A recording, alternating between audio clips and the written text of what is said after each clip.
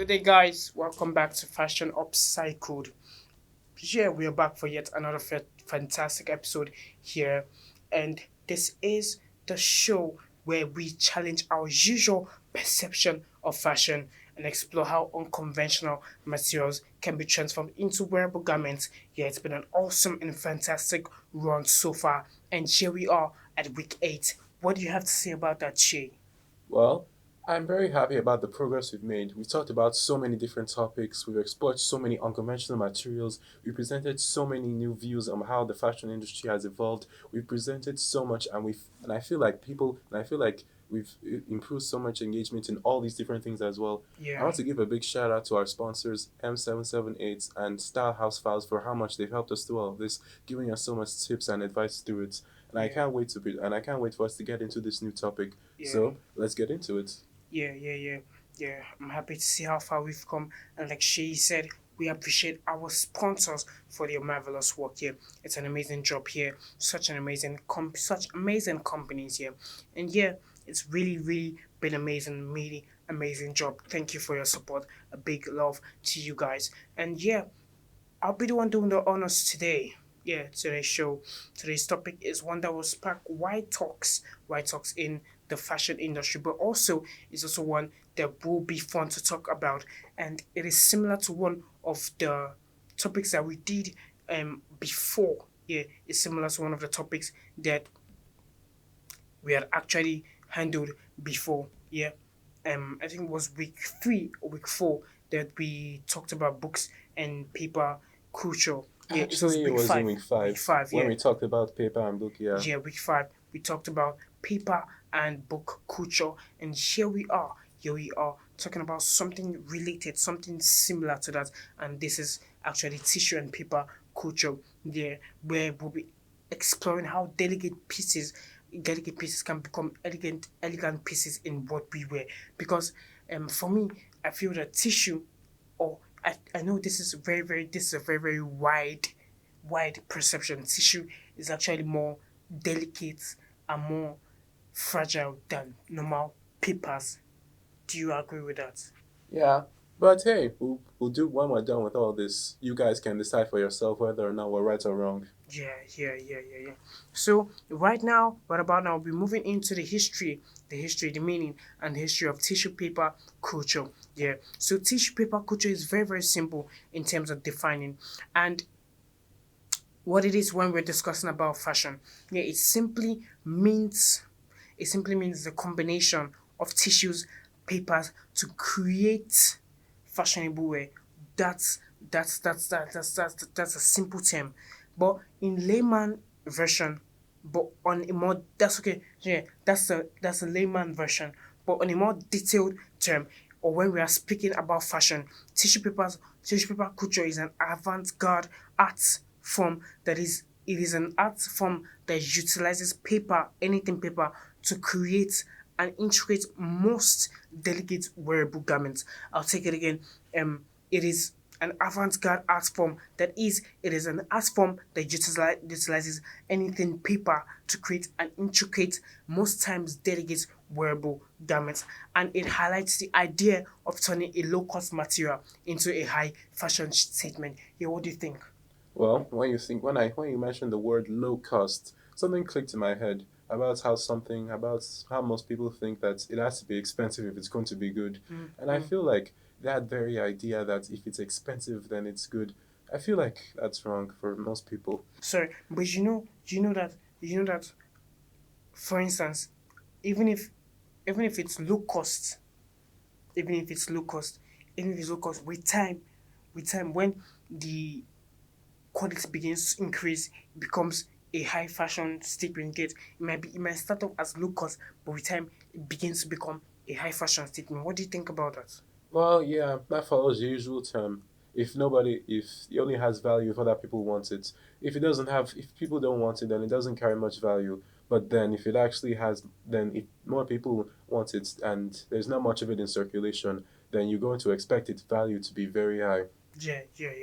So this concept actually began in 1866, and it was brought to light by Ebenezer Buttrick, who made mass production of tissue paper, sewing patterns, and this had great impact on style. Yeah, and all through the 19th and 20th century, this was used for special garments or as a substitute for clothing. And then we're still improving and increasing in our development. And but by the 1960s, paper dress craze, that's the paper caper fad, was ignited. It was actually a time, it was actually a trend. And this was done in 1966 by the Scott Paper Company as a marketing campaign to increase more sales, to increase more engagements on his company. And then we see that Scott Paper and Kimberly Stevens designed this as a business strategy to improve the sales, like I said, to improve the sales. And it was a massive success with 500,000 orders in less than a year. And after Scott has succeeded, other companies began producing their paper dresses as well. Yeah, what do you think? Well, I feel like what we just said before, unless most people want it, then it's not going to have much value. I feel like Scott was able to just take the idea and make it into something people could actually find appealing. Yeah, When he you think, turned around the idea. Yeah, yeah. and now, like you just said, how much did he and how much money did he make from it? Almost more than a million. Yeah, yeah. He made half a million orders, half a million orders in less than a year. The exact amount that he made isn't really specified, but he made 500,000 in less than a year. And then we see that in the year 1968, the trend had grown beyond simple wears to having paper bikinis, paper raincoats, paper children's gowns, and even wedding gowns as well. And these dresses were also used for commercial advertising, even political campaigns like that of Nixon and Kennedy in 1968. So, what do you think?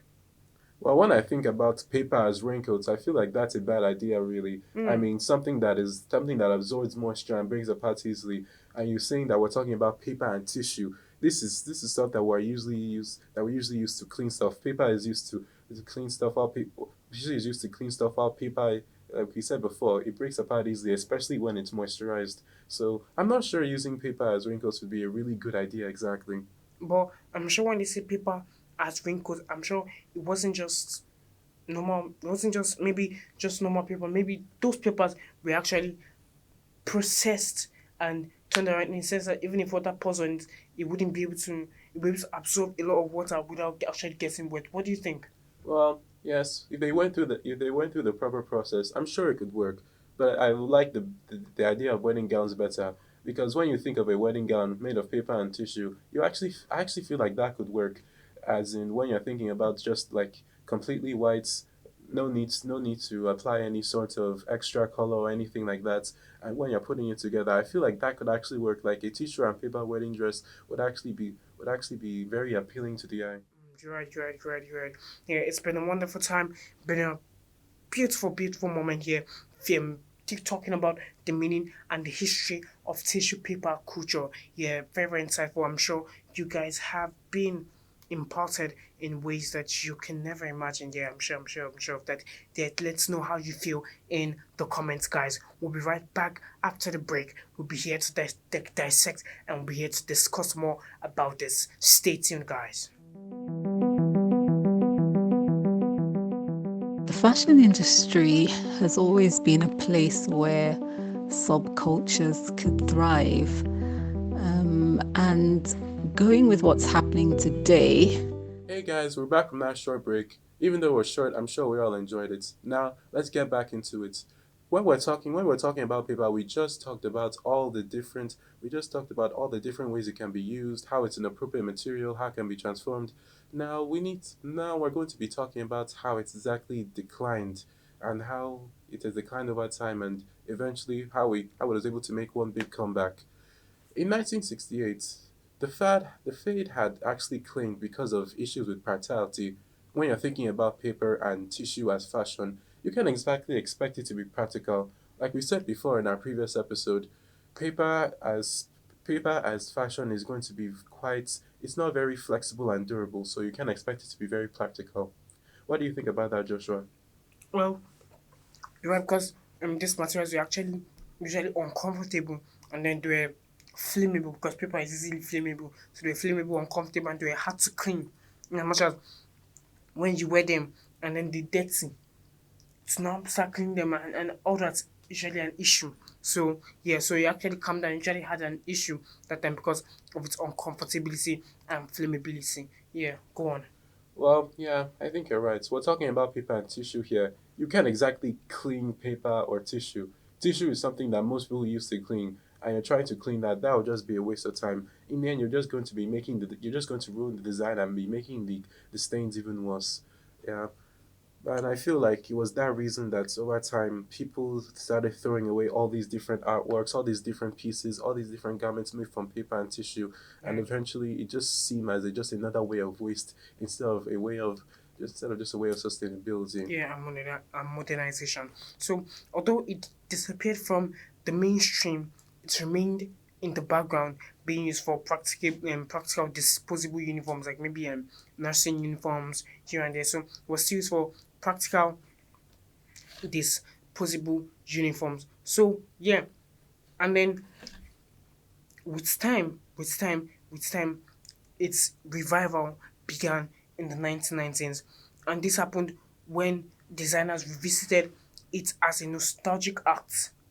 Yeah, we see that designers revisited it as a nostalgic act, and then we see that they started using more durable materials like Twivec, which is a brand of high density polyethylene fibers for production. Yeah, they started using such materials for production. So what do you think on this new innovative idea? What did you think about it?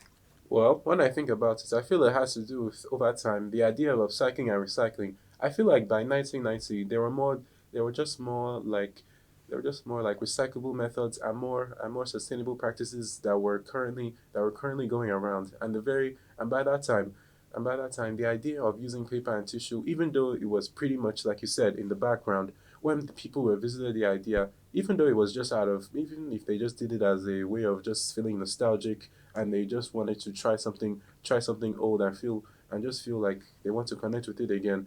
The idea they were able to make a real solid idea out of it, not just be not like the way they did it before, but like you said, they had something that they could actually use to compensate for the bad practicality of it before. Mm, mm, mm.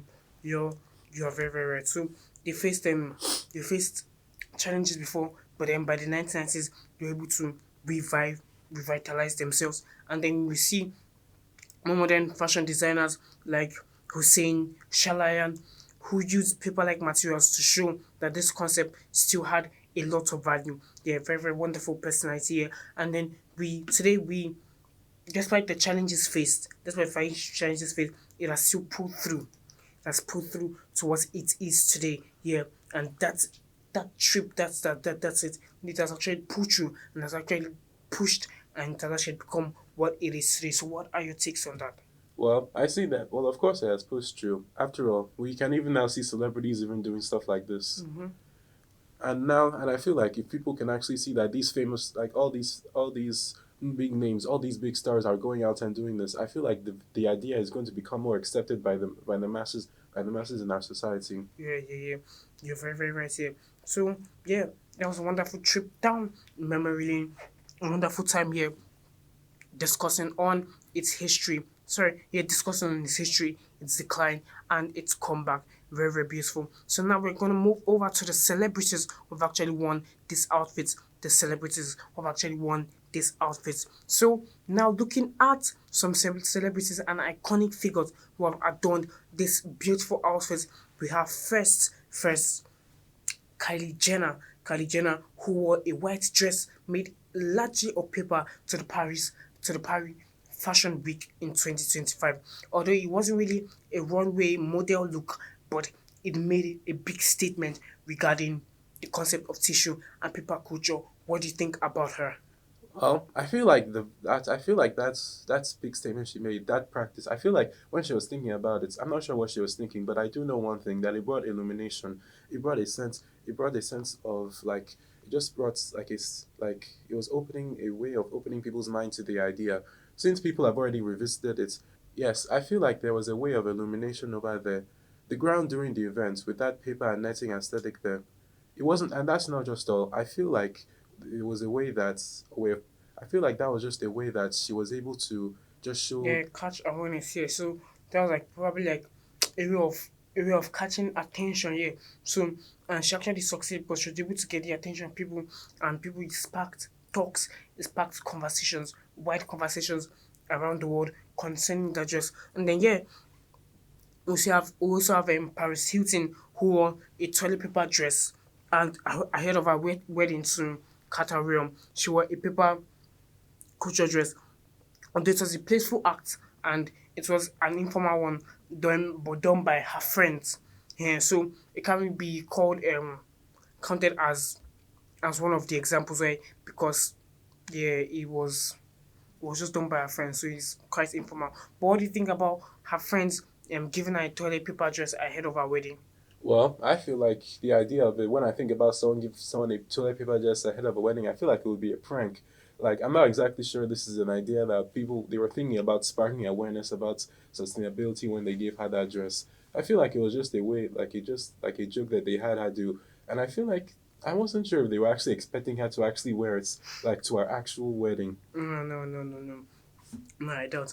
I doubt. So yeah, and then we have Kim Kardashian, who, although her outfit wasn't really, it was a custom Balenciaga Hood Couture ball gown at Vanity Fair Oscar Party 2025. So hers was likened to that of a toilet paper inspired outfit. So that certainly it stood out among other outfits. So what do you think about Kim Kardashian's outfits? Well, like you said, it stood out, and and when you say the word custom, when you say the word custom made, I feel like, do you think that when I don't think there was like much work that was actually like put into it. It was just something that was done for fun as a way of just expressing themselves. But even if they did it, I feel like, but another part of me thinks that they did it not just for fun, but also because of curiosity as well. Mm, I don't know. It wasn't for fun because from here we see that she wore it. It was a custom Balenciaga Hood Culture ball gown, and she wore it to an event, the Vanity Fair Oscar party. So we can't necessarily say it was done for fun. No, no, it wasn't. This was a formal actually a formal act. Yeah. So you can't say it was done for fun. But in as much as that, we see that there are about a few people who have actually pulled this off, like pulled it off properly. Only a few people have actually properly pulled it off, and they've been taken down as one of the most innovative in the industry, and have also made our talk worthwhile even in this session. So well then, we'll be back, and we'll be back after the break to bring more of this topic into this session for you to hear. Yeah, for you to hear. Yes, guys. Stay tuned and make sure that you keep an open mind about what we're saying. It may sound silly at first, but don't worry. When you try it out for yourself, it's actually going to be something that you'll actually like doing. Yeah, yeah. Stay tuned, guys.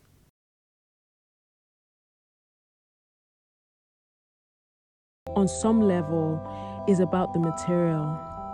The material is really important to African fashion. All right, guys, we're back from the break. I'm Yes, sure you guys. missed us, and now we're going to get into the topic again and explain a different part of it.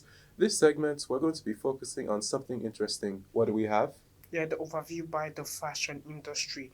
Yeah, we're gonna be talking about how the fashion industry has taken this concept by celebrities over the years. Yeah, we're going to be talking about that, and then yeah, it's going to be a very very wonderful segment. We're going to be discussing in details the positive and the negative feedbacks. So why don't you take us on further? Well, I feel like it's important for us to understand how this sits with people. So, yeah, this is something that we have to talk about. There are many, I'm sure that you would think that there are many different opinions about about this new idea, about this new trend in fashion. Because when I'm talking about tissue and paper, and sure, we talked about this before, but in a different way. But still, many people have their own opinions. So, let's see.